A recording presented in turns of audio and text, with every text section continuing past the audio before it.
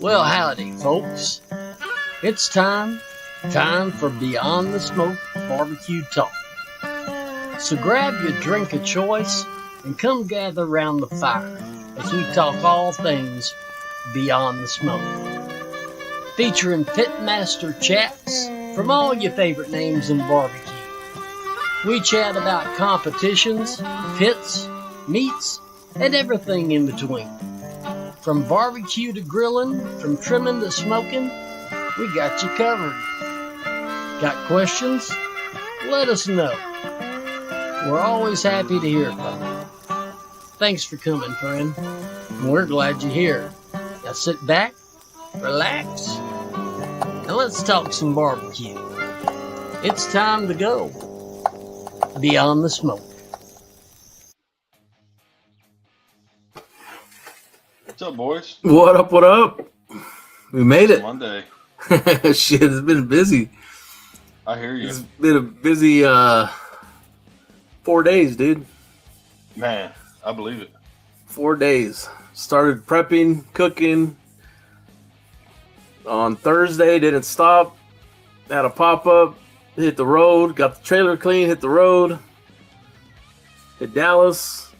Back today. Just got back probably about 30 minutes ago. So, and we're on. Hell yeah. So, got our asses kicked this weekend. Yeah. Yes, sir. Yes, sir. What's up with y'all, Sam? What's going on? Man, trying to hang in there. We had some. We had a little catering for lunch today for 100 years of Pioneer, and I'm trying to hold in there, man. So if I disappear, guys, y'all just say a prayer for me. You got the squirts. Give you the squirts. The brisket squirts.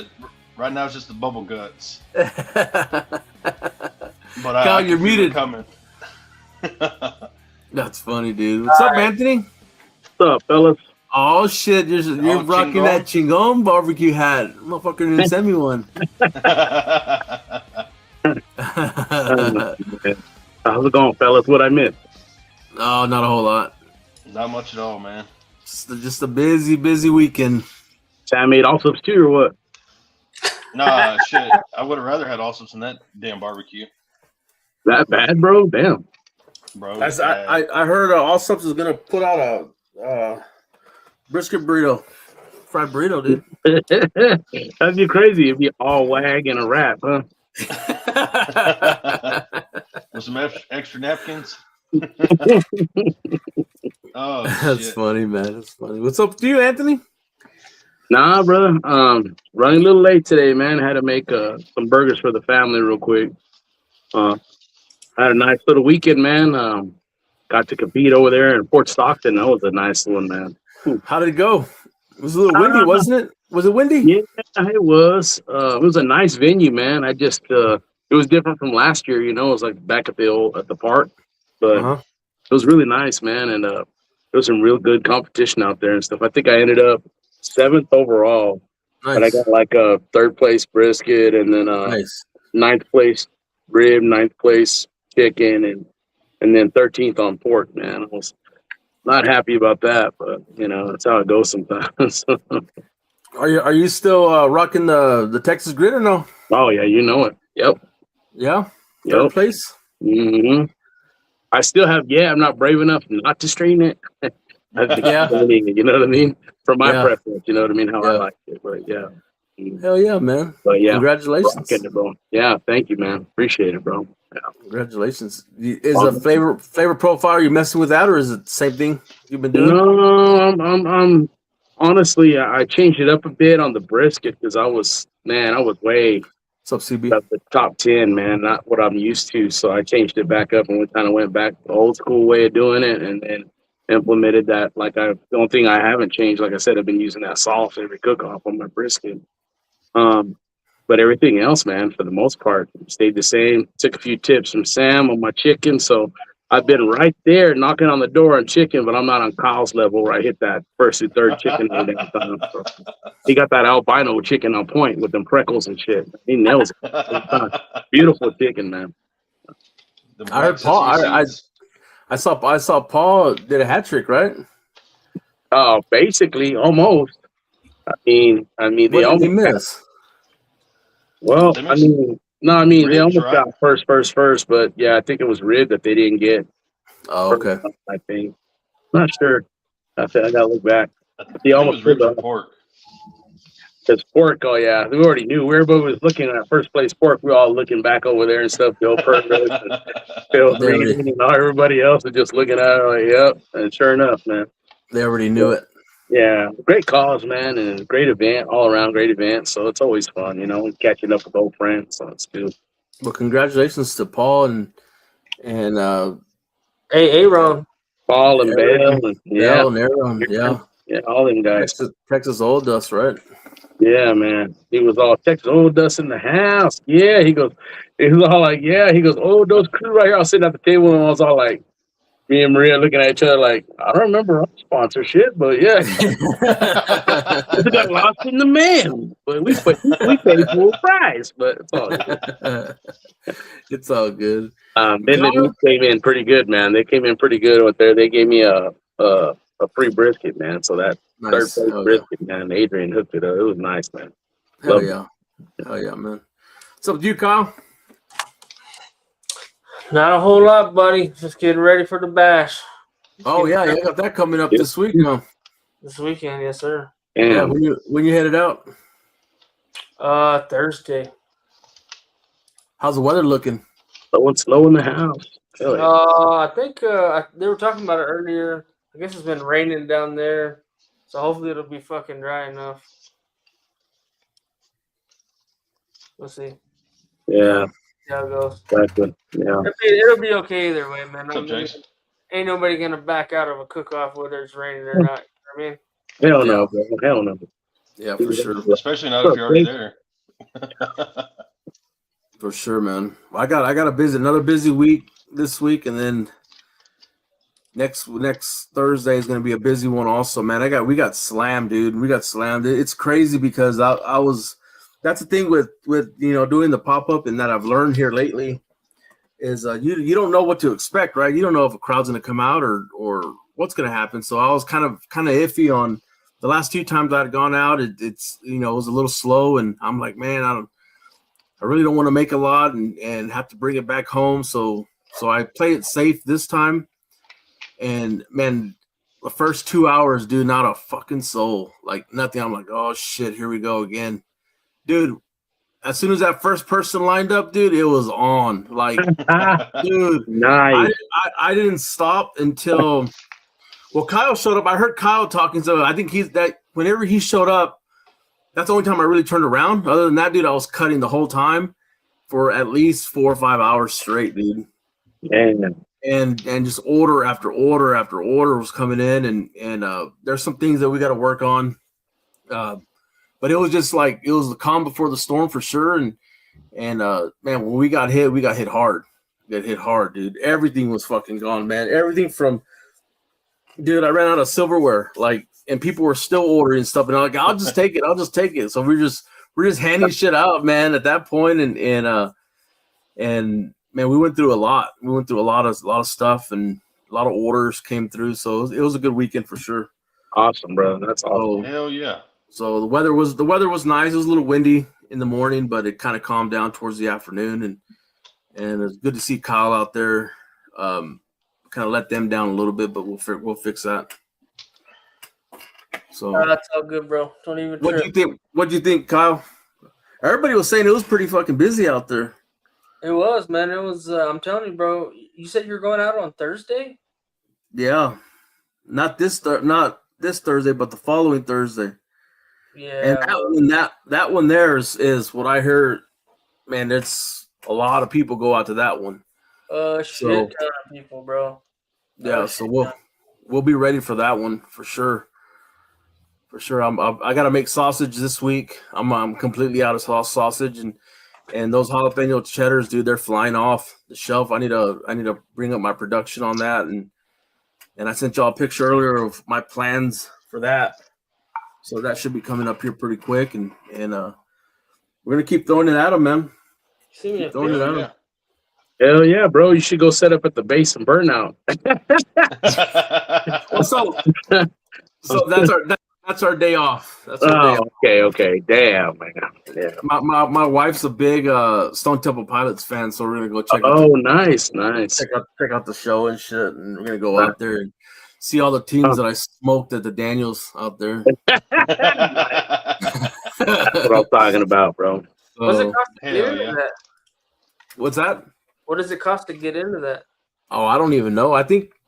Well, we just bought the tickets. I bought the full day pass tickets. I think it was like $50 a ticket or some shit like that. Oh, that ain't bad. No, it's not bad at all. And I don't know if we're gonna go for the barbecue or not. And I'm not missing nothing. I can tell you that for sure. Let me see. It looks like $76. Oh, it's gone up since the last time I ordered them. So yeah, the Basin Burnout last year was pretty decent. Did you go to that, Anthony? No, my wife was there front and center for old Louis the Senior taking his shirt off and shit. I was like, man, go China, get your ass back to the house. But lucky I'm a G. She knows what she's got. She's got a freaking wag at the house just sitting there. So he's good. That's funny, dude. Hell yeah, man. Well, let's get into it. Kyle, introduce our guests and let's bring them in. Yeah, man, we got Taco Mike in here, bro. Plus put out a lot of badass content. Cooks on a lot of M&M grills. I don't know what's going on camera, but yeah, bro, I'm excited to get him in here, man. Let's I've been do hitting him about it for about a month now, and finally got him lined up, and today's the day. So let's say what's up. Let's do it. Sure. Hey, what's up, guys? What's up? Hey, what's up, bro? What's up, Man. Chingon Barbecue? Man, What's up, bro? Thanks, brother. Thanks. I support the cause. Heck yeah. Thanks for coming having me on, Sergio. Yeah. And I know we've been trying to get you on for a minute, and we were going to announce it last week, but he's like, let me hold off on that and make sure that you're going to be good with it and all. Man, you're a game, so let's do it. Yeah, let's do it. Thank you. We just moved 2 weeks ago, so the past month of my life has just been chaotic, living out of boxes. Yeah. And we are slowly unpacking and getting settled in. Yeah, as long as the pits are in place, right?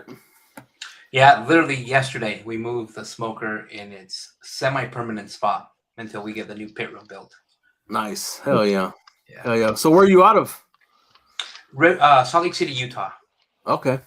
Yeah, it's like a town called Riverton. Mm-hmm. So yeah, just like a little, it used to be like country farming community. Now it's obviously all connected to the same Salt Lake City. But still quiet, little area we live. People have horses, chickens, turkeys, goats, sheep all over us. So still that country vibe, but the Costco's still 5 minutes away. Nice. Yeah. So how's the barbecue scene there? Has it got better since you got there?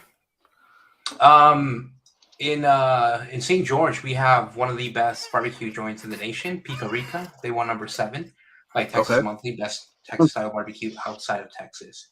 So yeah, I've had the chance to eat there a lot, collaborate with them, and recently worked at the joint. In Salt Lake, we've got Kenny J's. They just opened up. They're hitting their 1 year soon. Texas style barbecue. They're doing rotisserie M&Ms and offsets too. Okay. Yeah. Other than that, not that good. Yeah. You got a Dickies over there? Yeah, we did. Yeah, we did a couple of them. Yeah. Dickies. Yeah. There's Famous Dave's used to be around. I haven't seen them in a while. But overall pretty good. Yeah, there's sorry. What about Georgia Boys? Is there Georgia Boys over there? I've never heard of them. Okay. Georgia Boys. Okay. They're big in the Colorado area. Yeah, Colorado. I didn't really hear about them either until we kind of looked into, and they helped us with the catering that we had over there. But there's quite a bit of them over there, man. They got some. I don't know about the barbecue, but their sides were on point for sure. Dang. Yeah, I haven't had the chance to meet them. Okay. Cool. So Tacos Ese Mike, what's up with that? Give us a little bit background on that. Yeah, so the name kind of started as a high school nickname.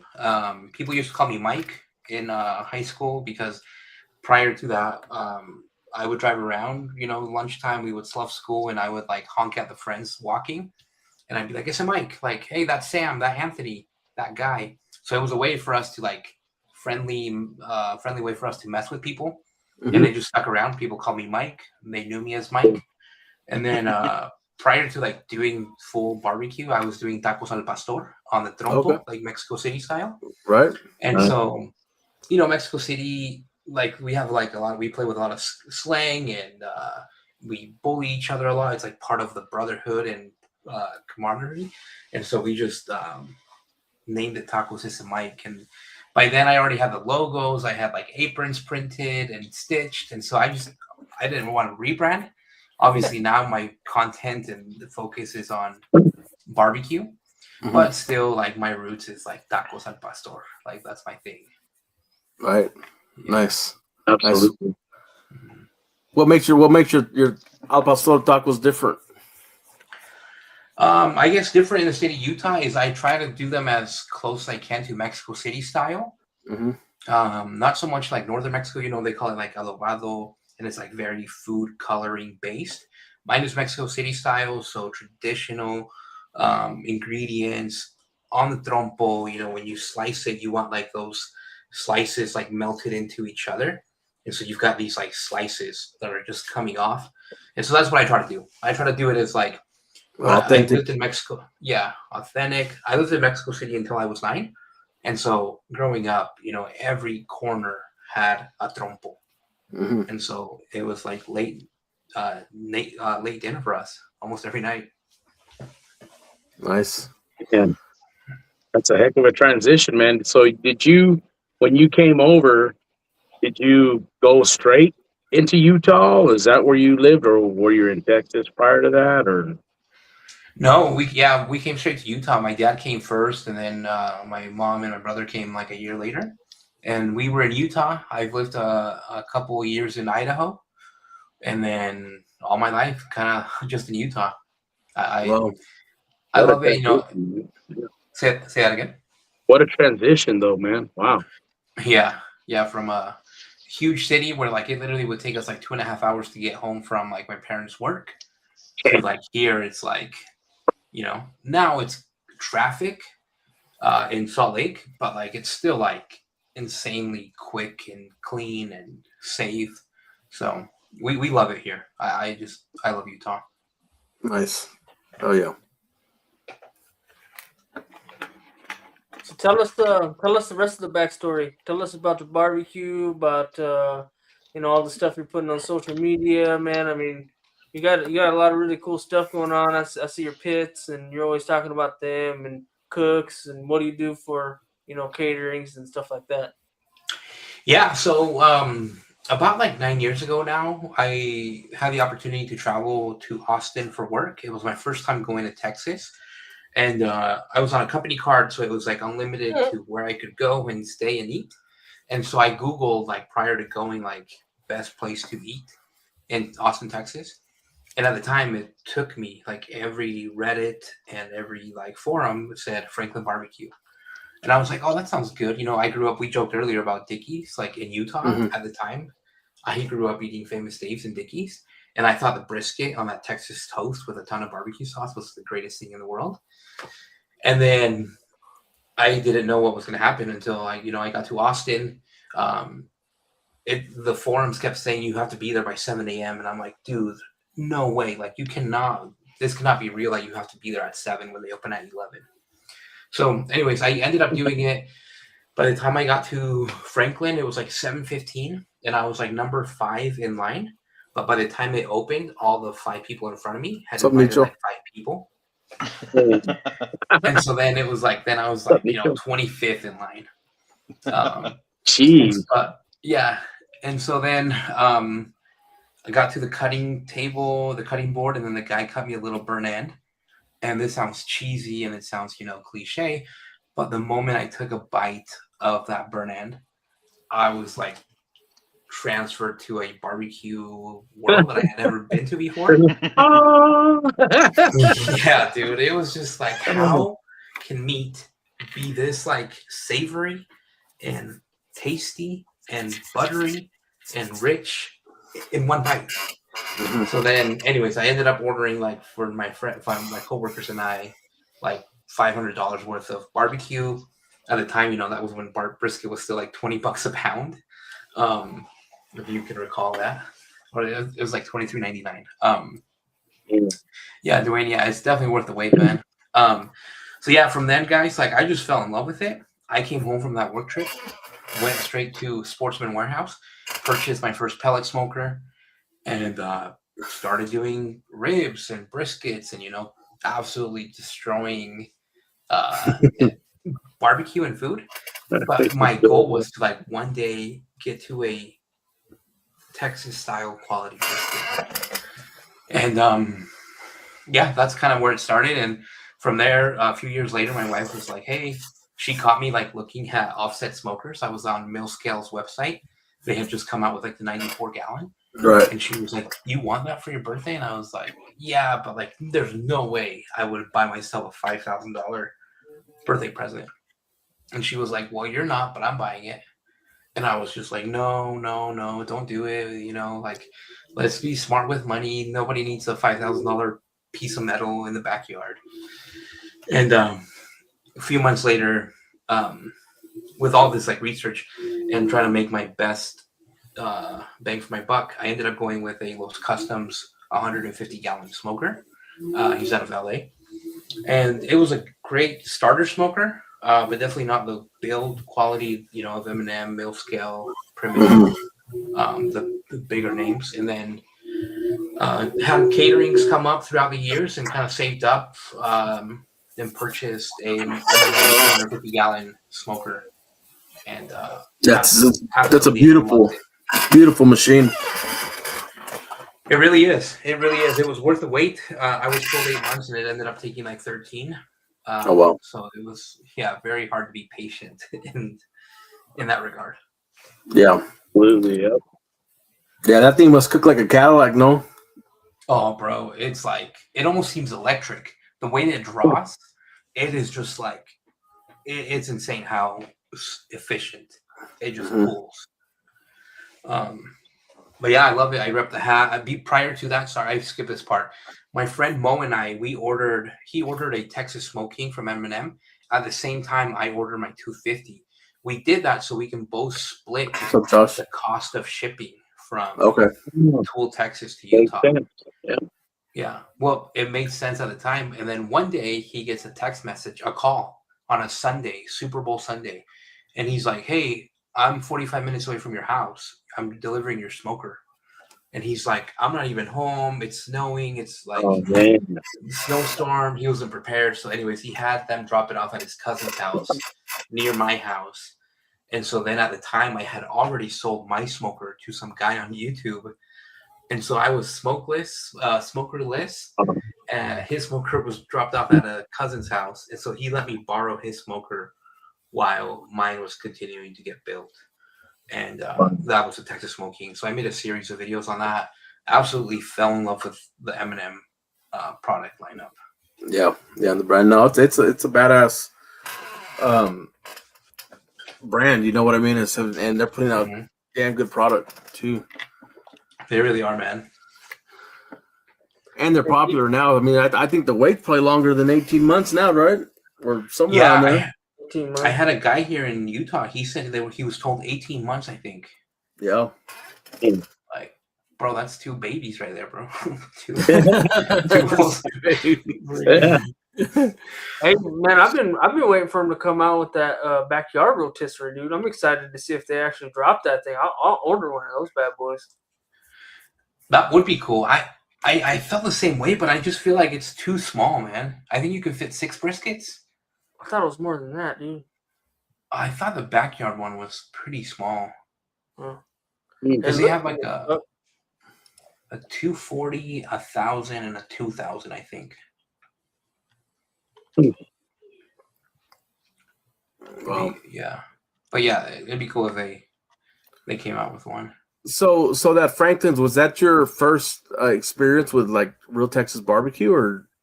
Correct. Yeah, it was, man. And you're all in after that. Yeah, I was just like, I want to be able to replicate this one day, hopefully. I want to be part of this like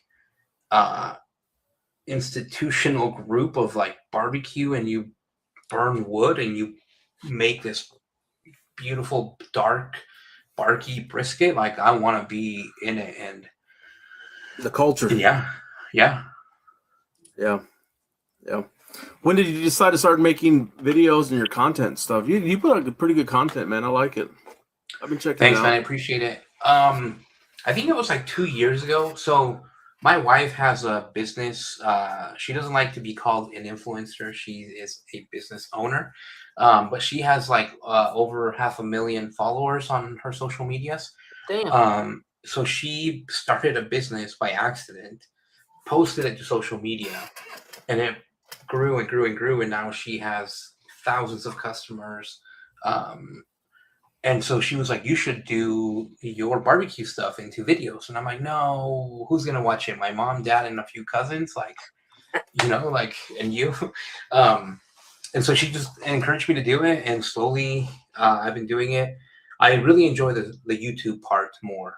The full-length videos, the comments on YouTube are more. I've made friendships there that have turned into in-person connections. Shout out to my friend Junior from Palapa Barbecue. Like, we met on social media, chatted. He knew I was going to be in Houston. He invited me to his house 3 times. And by the 3rd time, I said, okay, if he really means it, the 3rd time I got to go. So we went and had a amazing carne asada in his backyard in Pearland, Texas. And so, yeah, I just love the connection that you're able to make from like YouTube into comments into friendships. It's amazing. Right. How do you manage that? I mean, because I like to call myself a photographer, and I try to do it, man, but I can't manage the time like to be able to get the right shots, and I mean, I would love to do that in the trailer, but once I get there, I'm so busy. I don't have time to set up. Even when we were doing competitions, it was like I would like to do it, but I can't, man. I can't manage that time. You know what I mean? It's my hands are full with doing everything else, and next thing you know, the camera's full of grease. You know what I mean? Yeah. So. One thing that has worked for me with that, and it's kind of hard to say this because the past month has been content creation and videos have been on the back burner for me because I've been focused on getting our family out of our old house into the new house, selling our old house, getting settled into the new house. I feel like it's a lot. And so, but something that has worked well with me in the past is tripod, literally kind of setting there the time lapse and using that to create the content. Seeing if like some family and friends or like people, like not interns, but like kind of interns who are like trying to get into content creation and they just want to hang out. And so you give them the phone and they shoot. And I think the second biggest thing for me and the most important is I hired a video editor because I did not have the time to edit my videos. And so my friend Andres in Mexico, he edits my videos. I sent him all the raw footage. I sent him the instructions, and we are at a point now where like there are very minimal edits, and we just work together very well. He gives me a raw video, I review it, send him edits. He sends me the final video, I upload it. So that has been a game changer for me. How much? How much that shit cost? It's a lot cheaper than hiring someone in the U.S. for sure. Yeah, period. You know what I mean? Because I think that's where a lot of people who want to do content is where they lack at, right? Is either the time or the ability to be able to, you know, manipulate it, right? I suck at that shit. I just put it in. I put it in Gemini or ChatGPT, and I'm like, yeah, just make me a video real quick, you know. And sometimes it's good, and sometimes it's just complete shit, you know. Yeah. Yeah, this guy's good. I would say, you know, Fiverr and Upwork are great like platforms where you can go hire people. Right. You know, people in Mexico, Philippines, even in the US. But to me, it's just like you find one good editor, a couple of them, and you know, they're happy to make money, and I'm happy to take the time back into my life, you know. Right. Are you using like Dropbox to send the data? So I use WeTransfer. Okay. Yeah, WeTransfer.com. They have like a free plan where you can transfer, I think, up to 2 gigs. You say and we? If not, WeTransfer. Oh, no, not we. No, WE transfer. Yeah, that'd be funny. That's what I use, and it works great. Sends the videos high quality. Okay. Mm-hmm. Well, you got to be putting gigs and multiple gigs, right?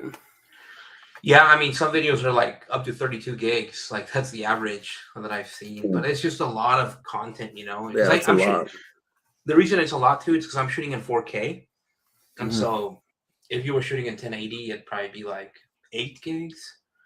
But with the editor, that's one of the things that I love about him is he's like, hey, you start shooting in 4K. I don't care that the files are bigger, but let's get the quality better. Right. Yeah, I always heard that audio is the most important thing when it comes to content creation and stuff, and I think it's true, and that's a whole other realm whenever you start making content. Is not only do you have the video, you know what I mean, then you got to get the shots, but you have to have your audio as well. Without audio, you're not putting out a good product, and people aren't going to sit there and listen to it when you can't hear anything, right? I agree. Yeah. So it's awesome, man. Absolutely. In Utah, where do you get all your meat from for caterings and that kind of stuff? I know you guys don't have no middle meat types, or I don't know what you have for local butchers and stuff. Yeah, so even the Mexican carnicerias are very like limited to what they do. I think there's a Carniceria Prime in Texas and California. Those like they're offering higher end, but where I get my meat from, so I like to get prime brisket from Costco. For what I get is the best I can get around here. There are like Cisco, USA Foods, whatever, but man, it's like select stuff, like select quality. And so for briskets, I go to Costco. For pork butts, I go to Sam's Club. For beef ribs, I go to Costco. For spare ribs, I go to the chef store, or Walmart. Even it's just we don't have a good selection, man. Even like our local grocery store, it's no HEB. It's like not good. Yeah, that'll be tough having to source your meats and having to go multiple places for that. I mean, it sucks, and we're in Texas, and I still have a hard time doing it. You know what I mean? Yeah. No, you're just picky, bro. Yeah, that too. That too. Do you guys all live by each other? Kind of, yeah. Me and Kyle are about 30 minutes away, and then Anthony's in New Mexico over there somewhere. Okay. Why is he laughing? Because we're always giving him shit. I'm right on the state line, brother. Like I can drive 10 minutes, like not even 10 minutes, and I'm in Texas. So you are in New Mexico then? Yeah. Okay, cool. Yeah, we call him a new Texan. That's what's up, bro. Yeah. Yeah, let me tell you a story about, Kyle saying that I'm picky with briskets, and this weekend when he had that pop-up, I went to HB, and man, I haven't looked for briskets and it's been months, right? I'm just ordering by the case at this point. I hate looking for brisket. Anyways, I was like, man, I think I'm gonna go get, just something a little bit smaller so I can use for chopped beef. That way I don't have to cut into the good brisket for that. And man, I found this one little commodity thing is like 12 pounds. Dude, that thing was so marbled. That thing was more marbled than than that A9 that I bought for $250 a couple months ago. I mean, that thing is almost white with fat on there. You got a picture? And yeah, I got a picture. Let me see. Keep going out. Keep going. I'll upload it. Oh man, almost like baby pigs. So proud, Dude, I was proud of that one. I'm not using that as chop. How many pounds did you say it was? It's like 12 pounds. Oh, the Costco's are IBP primes, right? I'm not sure what they are. They got Wagyu though, don't they? They got or at least one over here has. Not at my Costco, no. Oh, okay.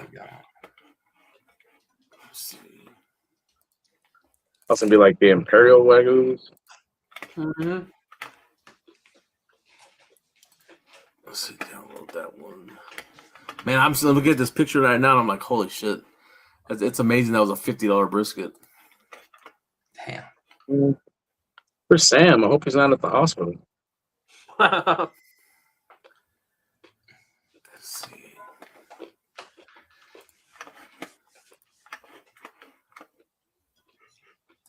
Downloads. So you work a regular job too, or we just catering and videos only? Yeah, I work in marketing in IT, but recently the company I was working for closed in February. So I'm currently on the hunt again, but it's been too busy with the move, and so we're trying to get the other house sold. So I've been working with contractors to get it all ready, and we just had the final the inspection today, and so it seemed to go well, and so we should be closing on the 27th. And Nice. After that, and throughout the process, I've been applying. I have a phone interview tomorrow, but the move has just taken my time and focus. How Go ahead, Kyle. how busy do you stay with catering in Utah for barbecue? I would imagine there's got to be a pretty big market for that, right? Yeah, that's what I was about to say. In the holidays, yeah, in the winter holidays, yes. There is a big market. I've also not been so into it because I have a lot of self-doubt where I feel like, oh no, my barbecue is not catering level. My barbecue is backyard friend level.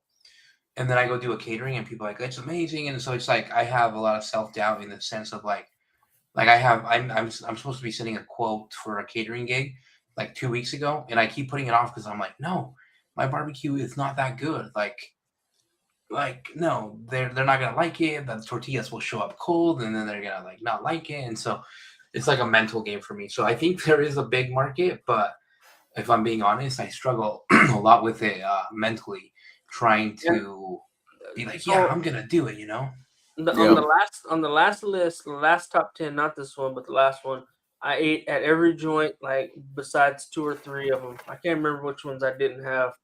But anyways, I personally, and they were all great barbecue. I would personally rather eat Serge or Anthony's backyard barbecue than any of those restaurants any day of the week, to be honest with you, bro, right? Like they put out as much meat as they can. And when you get that backyard style barbecue, it's just like there's just more in it, right? More flavor, and you can tell it was a little bit more taken care of and prepped, and that's just my opinion, bro. If you got backyard style barbecue, everybody loves backyard barbecue. They want that good, backyard flavor. That's what we talk about, like when you do competitions, right? You're gonna try to get a little bit of that backyard flavor on that barbecue. That's what everybody wants, bro. Yeah, absolutely. Yeah, Yeah, that's a great yeah. point. Yeah, I struggled with that too, Sergio, at the beginning. Like whenever I Mhm. started, and you can ask Kyle, man, I was a nervous wreck when I first took the trailer out. Yeah. And I got You after died, talking bro. to, well, I almost died, yeah, literally. But it was like, I don't know. I think it took, just the hearing the comments and stuff, and I kind of got a little bit better, and knowing that I'm putting out a consistent product. I think that's what helped me out the most. Mhm. And like even now, I don't taste my food. I mean, I'll taste it at the very beginning on the first cut, but I'm usually giving the first cuts to whoever's in line ordering the first brisket, right? Just give them a Mhm. piece of it, and then you just kind of see the look on their face, and then at that point, it's a good product. I can tell by cutting it how good it's going to be. You know what I mean? Bro, I mean, So it goes back to, right, like, people think Dickies is good barbecue, right? right, And Yeah. you punch them in the mouth with that flavor, dude, of something that you're cooking on an offset and an M&M, right? Or the way you're seasoning it, or when to pull it, right? You're not pulling 12 briskets at once just because one of them's done, right? You're pulling them right. when they're done. Each one's done, right? You're taking that extra time and that extra care that a lot of people don't have, bro. I mean, you can go throw them some shitty ass choice briskets, that are not to your personal standards, bro, and people are gonna love it, right? Especially Yeah. that don't know, don't understand, what we do as a craft, right? Mhm. Yeah, But yes. So Surge go won't ahead. put out anything that's not fucking top rate. Like if it's not like the fucking best brisket in the world, Surge won't put it out, Mhm. So I Yeah, mean, he's got standards like that, and I'm sure you have the same standards, and I'm sure that's what you're fighting with yourself internally, right? Exactly. Yeah. It's like even down to the tortillas, man. I'm like, they want a taquiza, like tacos, carne asada, and chicken, and I'm like, man, by the time I get to the event, the tortillas would have been in the warmer for 20 minutes. Like they'll be warm, but they won't be like the warm that I want them, And so things like that, I'm like, show up, and then by the time they serve the tortillas, they're gonna be cold, maybe stale. And so that, yeah, it's like what you're saying. It's like the standard and like oh man, I want it to be perfect. And I'm like, maybe I'll bring a griddle there and warm up the tortillas, but they Yeah. ask for set it and leave type of thing. So yeah. How are you? Well, I mean, the only thing I could think of like that is oh shit. Because you're not taking your pit to those events, are you? no, so the reason we moved is I needed more room. We had a trailer and we had a easement shared driveway. And so I didn't have enough room to back in. I could drive in straight, and I had to unhook my trailer, move it with a dolly, do like a 20-point turn, back it in, load up the smoker. So now, anyways, long story is this new place we're at, I can pull in, do a full turn, not even have to unhitch the trailer, load up the smoker. Nice. So the plan is like, I actually, I'm supposed to be doing a catering on the 23rd. And the lady just sent me a message and she's like, are you still good for it? And this one, I'm supposed to take the smoker. It's for a high school lacrosse game. And I'm like, okay, come on, Sergio, like, do it. You have the house, you have the trailer, you put the winch, like, do it. The high school is Do it. 5 minutes away. Just do it. I know. Do I it, think, yeah. So How are you transporting? Are you have a hot box or just Cambros or what? I have two like Cambros on wheels, Mhm. 127 quarts, and then I have like a big commercial food warmer. That one stays because it's so big, and then I have a little Vivor one that can fit like 5 trays. Mhm. But most of the time when it's caterings, I just take the rolling Cambros, Yeah. and those are nice. Yeah, for sure. Yeah. Yeah, I would think just get yourself a little little induction stove, a little one burner, and put a comal on it and just roll with it, man. Just roll with it. That's a great idea, man. Yeah. Just kind of get the tortillas to a certain point where they're not completely done, and then you just finish them off on location and just boom, boom, boom, boom. And at that point, whenever you're done with your tortillas, just when they go, right? Like Yeah. you know what I'm saying? That way you're not transporting them completely done. Aaron Leslie taught me that on the sausages link that I'm doing. He's like, man, because I was taking them to completely done. He's like, no, he said take them to a lower temperature and let them while you're holding them, bring them, let the warmer bring them up. You know what I mean? So a couple hours later, you're still barely pushing that finish temp, and man, I haven't had any issues with them since at all. Awesome. At all. So it's just like it's a fine dance when it comes to food and keeping it right, you know.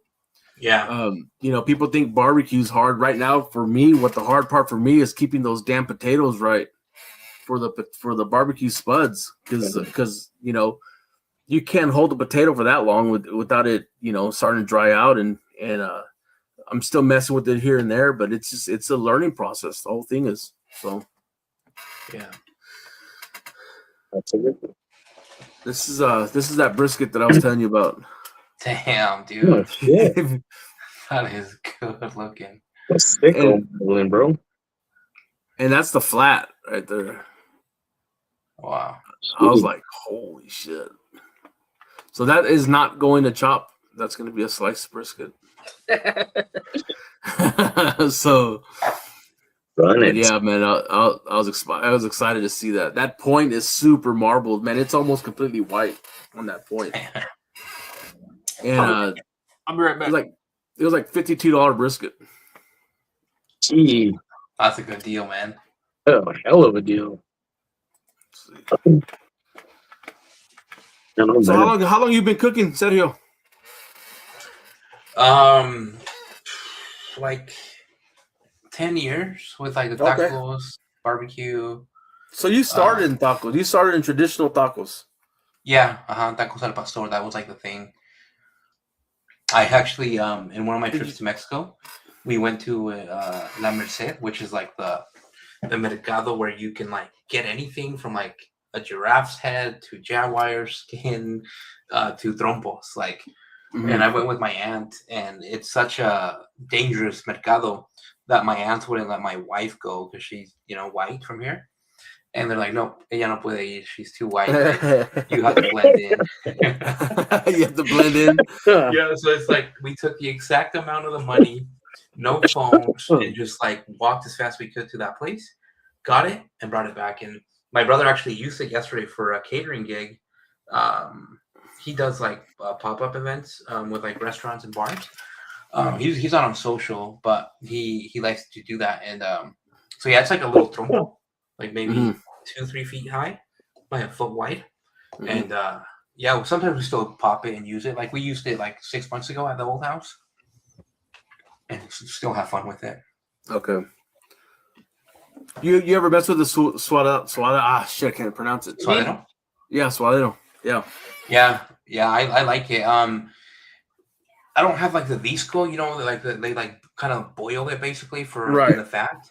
Right. I haven't really dabbed in it. No, not that much. I had it today for lunch at Morelense, but that's about it. To me, it's like I would rather prefer use that kind of the brisket and smoke it. Right. Yeah. I was talking to someone a couple weeks ago and saying, because I want to get into the whole taco game also, but man, at this point, it's like I'm gonna need more help in order to do that. Like, yeah, like just the barbecue keeps me busy. That once you start putting tacos on the trailer, that's a whole other realm. You know what I mean? Like, oh yeah, if you want to put out a good product. Does the suadero have to be brisket, or can it be like like a chuck roast or something, or sirloin roast? I think it's mostly like the brisket area. I don't know about chuck if you could use it. I don't know if it's too like stringy. I don't know. I've always known it as el pecho, like the brisket. Not the exact full packer brisket cut, but like that front part. Right. What kind of trompo are you using? Is like a homemade one? The trompo you said? Yeah, the trompo. So it's like a commercial one that we bought in Mexico City. It's like one you would get in a taqueria. It's, made in a mercado, kind of ghetto, but it works. Hell yeah. Open fire? Gas, yeah, open fire. It has like these little 3 burners. on the bottom, and they shoot up to like the cooking rock, and that cooking rock gets super hot too, and so it helps render that fat. The one I have is manual turn. There are other ones, that you can rotate, but most of like the OG and like real taquerias in Mexico, like you still turn them by hand with a knife. Oh, wow. Who did we talk to, Serge, on the show that made them or had some? Junior. Was it Junior? Yeah, Junior like episode 2 or some shit like that. Hey. Yeah, can you imagine? He made them? He was electric, right? Yeah. He actually built his own trompo on his smoker, and so Junior Rios is he was on Barbecue Pitmasters like season, like at the very beginning of the season 1 or season 2, something like that. Yeah. Yeah, he's an old school guy, and now he has a barbecue joint up in early Texas, which is smack down in the middle of Texas. And to this day, that's the best brisket bite I've ever had in my life is Junior Rios' brisket. And man, his Dickies and Clovis is a no. Man, that's wrong, Anthony. Don't take that shit.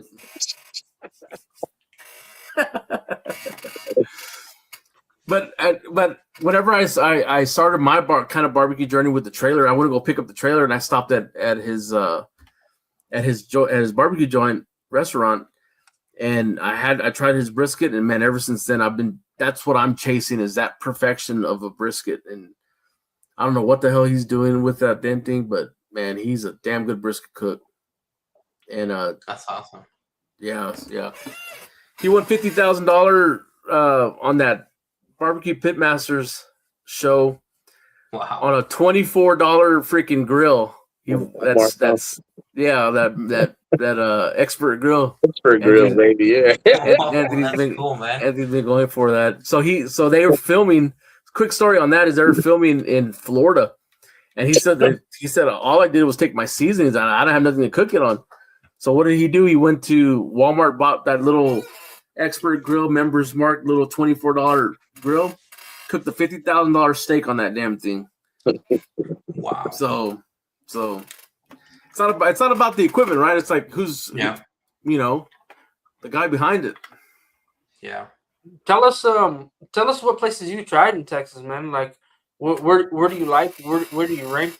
What style of barbecue do you like? Right? There's not the same types of style all through the state either, right? Yeah, so we've had the opportunity to go to Houston, San Antonio, Dallas, Austin, those major cities. You didn't say Midland, bro. You said major city. My bad. He said, hell no. He said, where's that? Let me Google it real quick, bro. So I'm trying to think, like, I like a mix of old school and craft barbecue. I don't like when it gets too crafty in the sense of like too chefy. Too chefy? Yeah, exactly. In my opinion, Leroy and Lewis is a little too chefy. But then in my opinion, Snow's Barbecue is a little too old school. Mm-hmm. And I like a good in between. And I know they just won #1, but I love the burnt bean. Yeah. I loved Interstellar Barbecue. Mm-hmm. I loved Barb's BQ. And I loved Bar A Barbecue. And I know a lot of people don't like it as much, but Franklin to me is like one of the best briskets. But yeah, I think top favorite, like that I keep going and wanting to go back to, is Interstellar. The lamb taco was insanely, phenomenally good, delicious, buttery, just like gamey lamb with that like fresh green salsa. If you like that, next time you're in Austin, you need to go get KG's barbecue, bro. KG's. The Egyptian, what is it called himself? Yeah, Egyptian cowboy. There you go. That fool can cook, bro. That fool can cook. It's on our list to go next time we're down there. Yeah. Yeah. You traveling in Texas often? We try to go once a year. Okay. My wife and I try to do barbecue tours. Like we go like Nice. on a week date, you know. Nice. I think my cousin's getting What's up, married. Micah? What's up, Micah? Micah. What's up, bro? Micah. My cousin's getting married in Katy, Texas in May. Mm-hmm. And so if we close on the house on April 22nd, I will feel very less irresponsible to take a trip to Katy in May. Nice.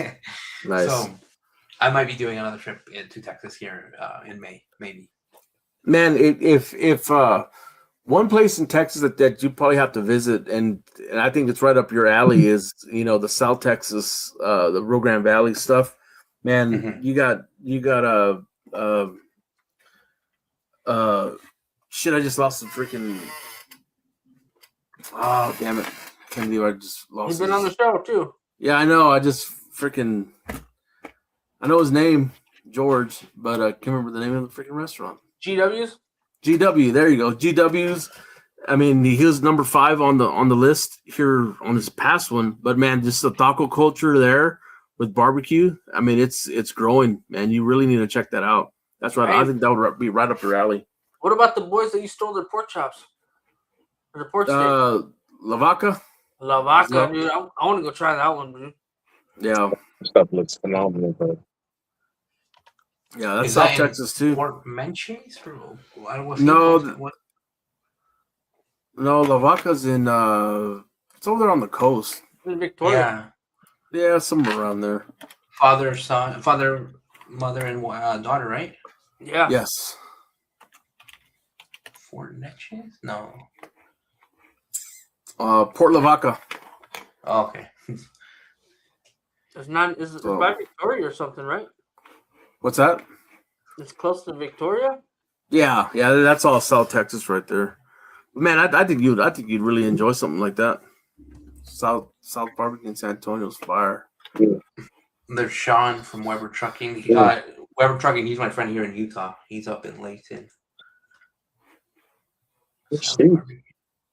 Port La Vaca. There you go. Thank you, Robert. Yeah, Robert. And Theo Robert.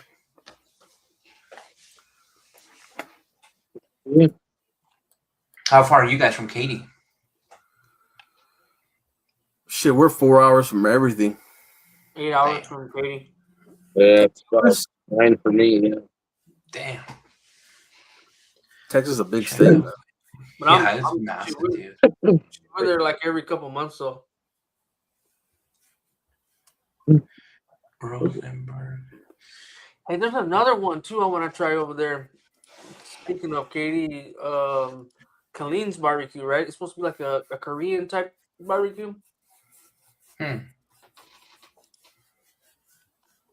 don't know. Never heard of it. Yeah. I don't know, but like our Allsups over here in our area serve up a really good, pulled pork sandwich. The New Mexico pulled pork.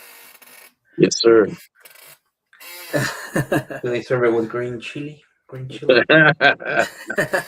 come on, man. Talk about your smokehouse, Sergio. Anything new with that one? I like your old one. I'm kind of going that route on my backyard that I'm working on. So I'm gonna kind of go that route also. So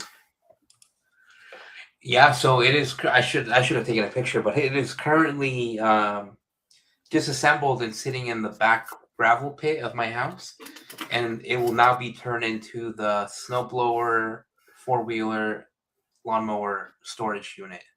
Okay. Because the new one, I want to make it bigger because the old one fit my smoker perfect in one Santa Maria. I couldn't fit my Webers, my Bacanas, and my other Santa Maria. So this one is going to be bigger. It's going to be 18 by 22 feet.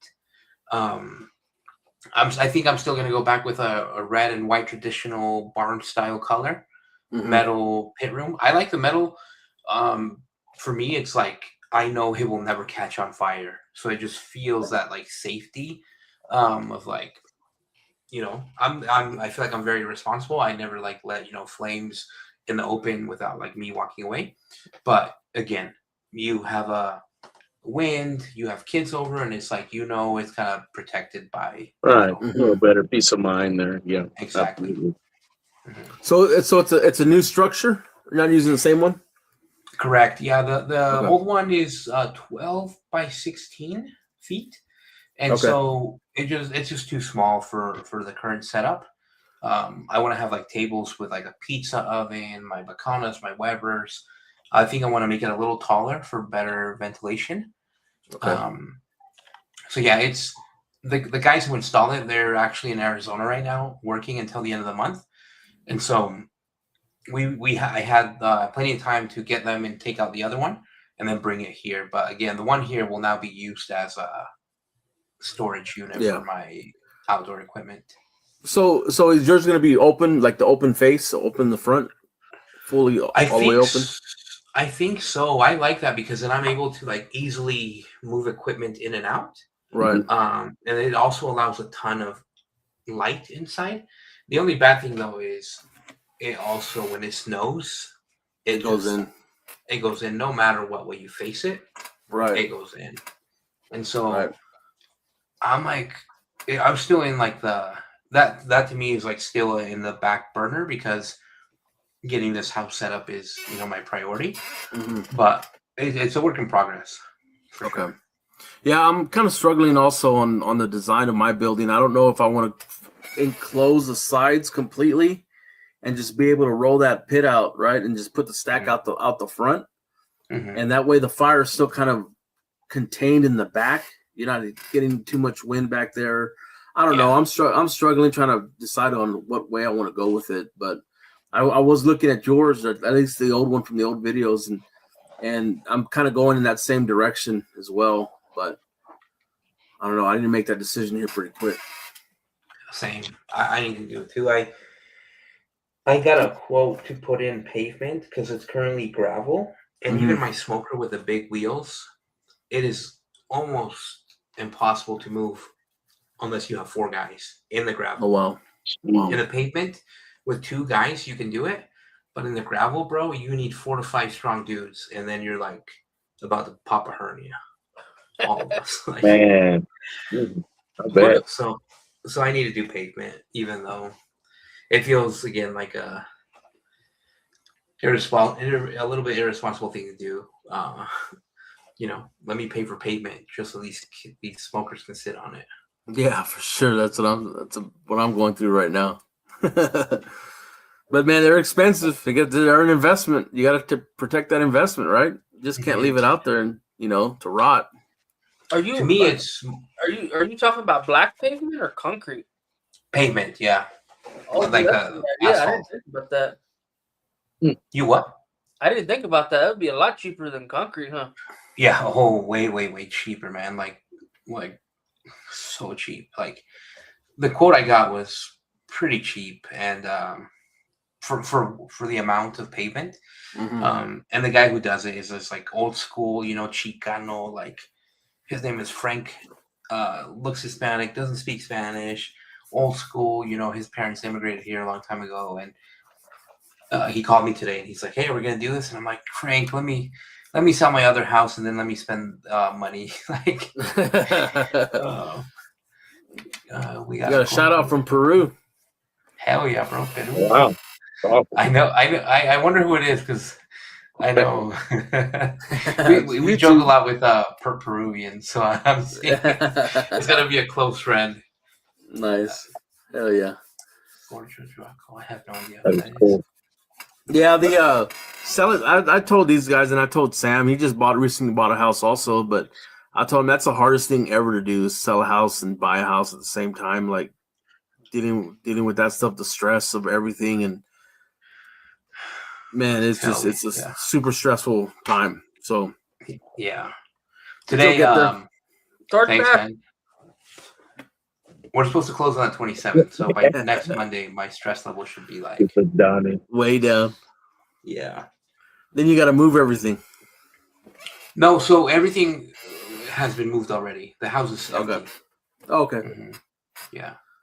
Hey, so Hell yeah.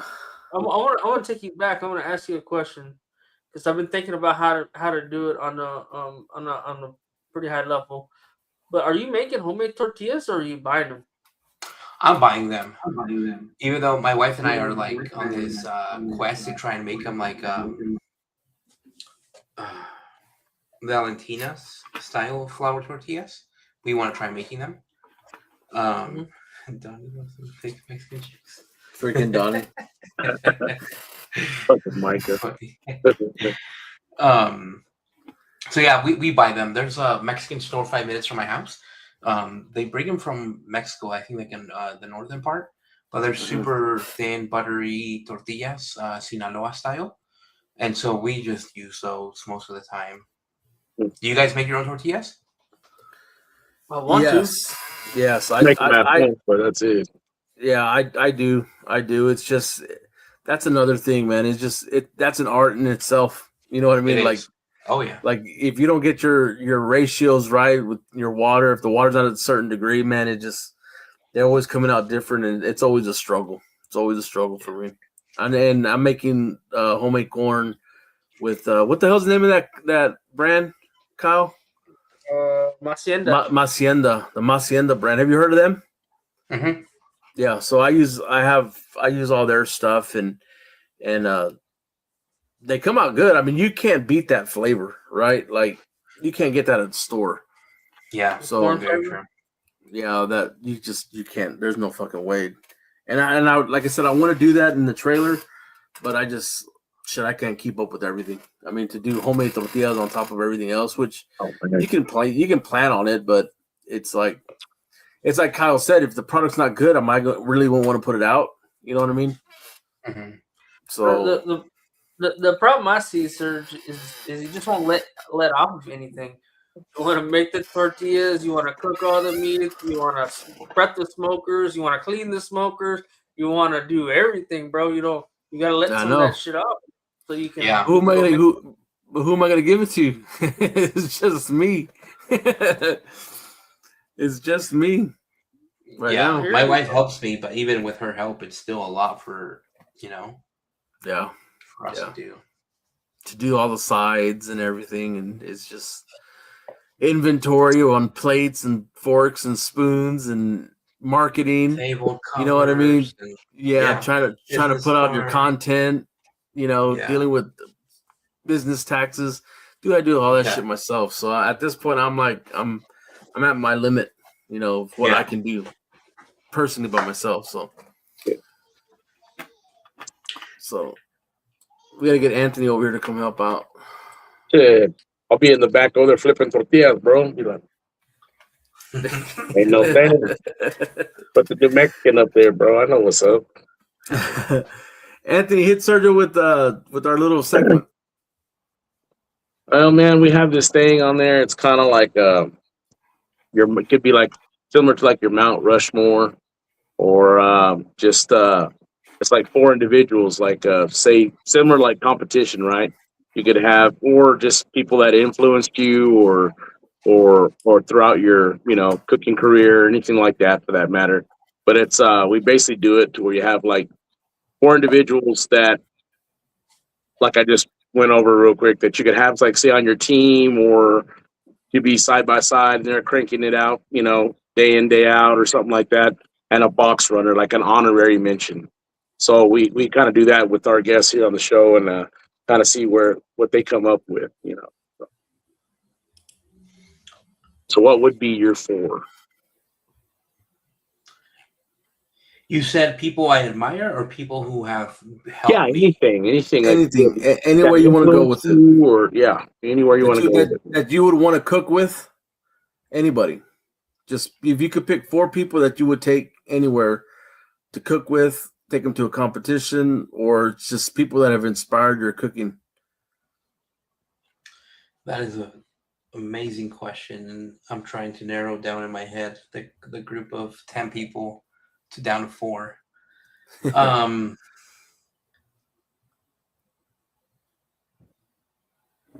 that is such A great question.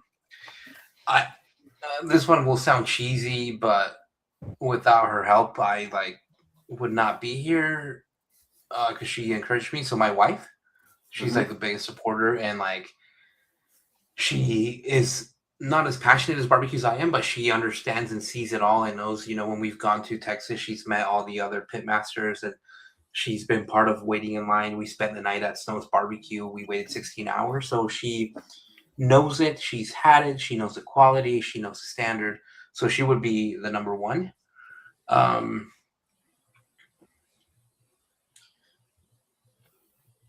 Second, this is a new friend I made, but I would love to cook with Sergio from Bar A Barbecue. His handle is Straw Hat Sergio. I took a barbecue class from Bar A Barbecue, and he was there chilling. And afterwards, he sent me a message. He's like, "Bro, I just watched a YouTube video and I saw that it was you that was here. I was like, I knew you looked familiar." But anyways, we're now friends, and we send each other memes. And he's actually coming to Utah in September. And nice. So I just love that friendship that he goes for Club America, the soccer team. So I think he'd be fun to cook with because he has just been in the trenches with Bar A, very experienced. Philip Paisano, Tocayo. So he would be, I think, another pick. Oh man, I'm trying to think who. I think a third one I would pick is one of my best friends, Dave Stevenson. He has a handle East of Nowhere on Instagram. He does a lot of outdoor hiking stuff, and he has 2 airplanes. But he's one of my best friends in life, and when he's in a good mood, he is down to help me. He's more of my camera drone guy, and so he's awesome because he gets some awesome shots. We did a video down in southern Utah in the desert where we cooked for cowboys while we were branding, and he was there, and I love the kind of he's one of those guys where it's give him the equipment and then he goes and does magic. Yeah. And so he's very smart, very technical, very engineer minded guy. One more. You can do it. Got this, bro. Dude, I would honestly love to cook with more to learn from John Bates from Interstellar Barbecue. Nice. Just the way Yeah. He's a cool dude. Just the way he's not making fluffy shit for clickbait. He's not injecting turkeys with butter for views. He is good products, quality, and he's chefy, but not let's put this weird ass glaze on this and a little green miniature green here. He's legit. So those would be my 4. Nice. Hell yeah, man. It's awesome. Man, I will say, I know why you called him out, and I know why you said what you said, but man, I still like Leroy and Lewis, dude, is still my favorite barbecue in Texas, bro. And maybe it's because I grew up. Yeah, maybe because I grew up eating a lot of old school barbecue, right? Mm-hmm. And maybe I just got a little burnt out on it. But we talk about it all the time. I feel like anywhere I go in the top 10, the brisket all pretty much tastes the same, right? And so I like to hit their sides and their hamburgers and their different stuff. Right. Yeah, that steak they got that they substitute the brisket for. Yeah, flat iron. The flat iron. Shit like that, bro. That's what I dig. You know what I mean? That's just me though.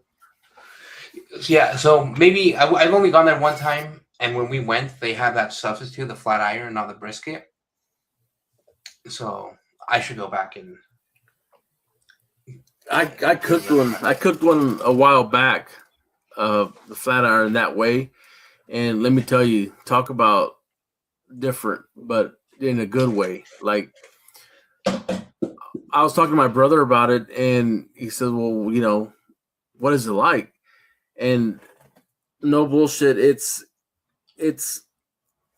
the flavor of barbacoa and brisket together, right? That's the only way I can explain the taste and texture of it, man. It was so good. I need to do that. I need to do that. Oh, I'm thinking about it. Some good Hey, stuff, man. so here's another thing. I got a question I got for you, bro.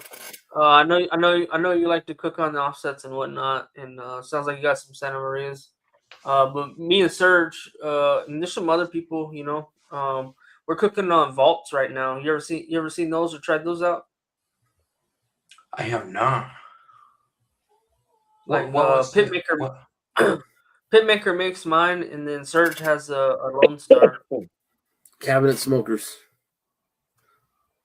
It's just a big box. Lone Star grills. Yeah. Are they direct heat or like? Yes. No, Kind of. It might have a plate on the bottom, but I mean the firebox is under it, so I have don't know. not cooked on one. I want to get a direct cooker from Frank Smoker Builder. I've been looking at his, but no, I haven't used what you are saying. are you trying to order a drum or what? A little bit, because my friend in St. George has one, and he raves about it. But I want to get one like a self congratulations you moved type thing, a celebration gift. a present. Yeah. So mark my words, from this podcast, I'm gonna get myself a welcome home direct smoker. But hey, show me a picture of the one you're talking about, because I mean, maybe I'll switch and get what you're Hey, saying. Seto, you don't want me to introduce you to cabinet smoker, dude. But you don't want You're gonna love it. You're gonna love it too much, especially in Utah. Dude, show me the one you have. I want to see. So, all right, let me see. Pull it up. Bro, I cooked 8 pork butts and 6 briskets, and those briskets were like, how big were those briskets I got from you? Shit, they're huge, dude. It was 90 pounds total. For 5 of them, right? Yeah. They're like I 20 cooked all pounds a that, piece. and I still had 3 empty racks. Let me see it. Let's see. I'm pulling it up right now. Give me 1 second. It's a little slow. So on mine, I can go out there, Sergio, and put my brisket on in 20-degree weather and not worry about messing with the fire, and it'll just cook for 14 hours straight on a half a bag of charcoal. Dang. And you guys have the same one, or No, he has Pitmaker. I got a Lone Star. Lone Star? Let's see. Lone Star grills with the Z. They cook a little bit differently, but They're different. You said it's a cabinet smoker? Yes. Oh, I have seen these guys. I think my friend, the guy in St. George, has one of these too. Gabe with oh man, what's his handle? You guys probably have seen him. I'm blanking on his name. Man. Anthony used to cook on Lone Star, right? Yep. Did you have one? Yep. Show me the one that you have, Kyle. Oh, I just got a picture. Dude, that's awesome. So you prefer this over the offset? I wouldn't say I prefer it over the offset, but man, you can put a shit ton of food in there, bro. The ease of use on it. Oh, it's It's so easy. easy, dude. Like 10, 12 pounds, dude, of briquettes or lump or whatever, dude. You go 14 hours, dude. Very fuel efficient. Yeah.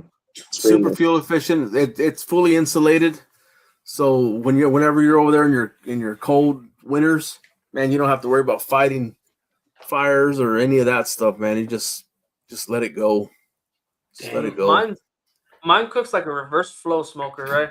So the fire's underneath, but the smoke comes up and it comes around and then it comes back down and hits the meat, and then the exhauster on the side down low. So it comes up and kind of like acts like a convection oven inside of there, and then comes out the top. Damn. Check them out. I think I'm Check them out. Yeah, that one or direct cooker is what I'm gonna get myself here. The 27th, I will order it, bro. He knows exactly when he's gonna order. Yeah, I want to, but I don't know. Now you're talking me through this Pitmaster Vault is pretty. Yeah, Pitmaster Vault.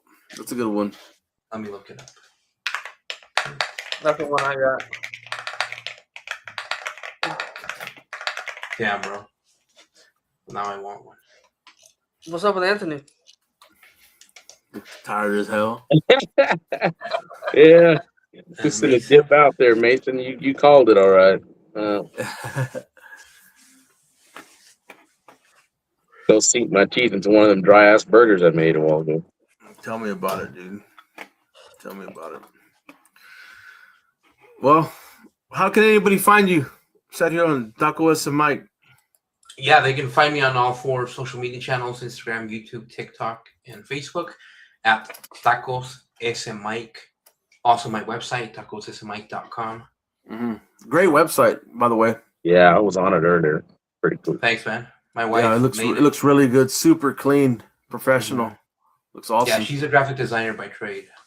Okay, it's awesome. Yeah. You could tell it looks real professional. So yeah, thank you. That's where they can find me, and would love to connect. Like I said, I'm potentially headed to Katy in a week or 2, 3 weeks, whatever. But would love to connect, chat, all things barbecue, and hopefully one day meet in person. Oh yeah, man, that's awesome. You go hit up Pitmaster when you're in Katy. They're not too far, right, Kyle? No, they're in they're probably maybe an hour away. They're right outside of Houston. I can't remember what city they're in. No. Fuck, I forgot what it's called. Yeah, they're not far. Pitmaster is in the Houston area.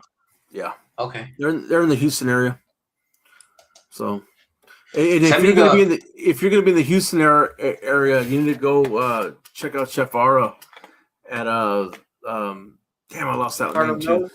Yeah, Harlem Road Barbecue. Put that on your list. Harlem Road.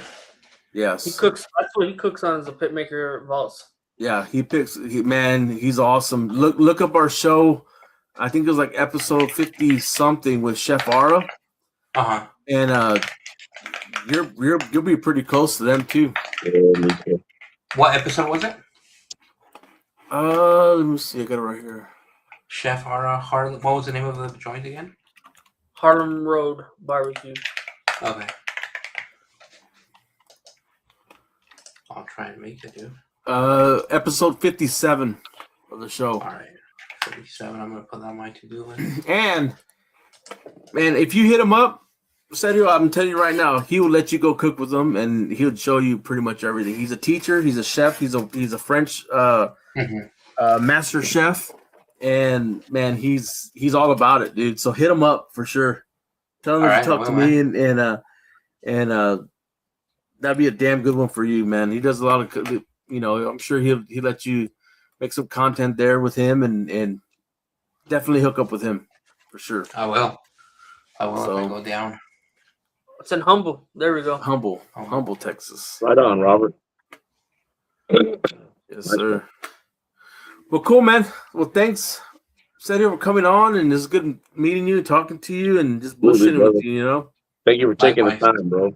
Yeah. Thank you, guys. I right before this, we were building a table for the pit room, and I was like, "Oh shit, I have a call in 20 minutes. I gotta go." So then we scrambled to put it away, and then someone came to buy the washer that was in the house that when we moved in. So it was like, "I'm gonna be late." So I threw on a hat, sat down. So now you're gonna get back at it. You're gonna get back at it, man. There's no more sunlight. I'm gonna go have dinner and shower and watch. There you go. Call it a day. Yeah. I still gotta go do some stuff right now too. I gotta go back on the road, and oh man, it never stops, dude. But like I said, appreciate you coming on, and looking forward to seeing more of your content. And whenever you start putting it out again, man, we'll keep a lookout for it for sure. Thank you guys. I appreciate it. All right, Thanks, man. bro. Thanks, Take it man. easy, brother. See you Later. guys. Dang. That was cool. Yeah. I never met no one from that area. I mean, well, that lives in Utah and the barbecue scene like that, man. That's crazy. Yeah. Yeah. Oh man. Well, what else we got? We gonna call it? I got a lot of shit to do still, man. Me too, brother. Me too. Cool. Anthony, get some rest, man. All right, man. You guys take care. They need to get your ass out of the field and go do something else. Yeah, one day, man. One day. One day. Maybe you can become a mechanic and you go with your boy Frankie. Show you some stuff. Or George. Get with George. Brother. Cool, Y'all boys. take care, man. All right, man. Thanks for coming on. And Take it easy, bro. we'll do it again next week, hopefully. Yes, sir. All right, homies. Later. Later. This is Parrish Randall, and this concludes this episode of Beyond the Smoke. Thanks for stopping by, friend.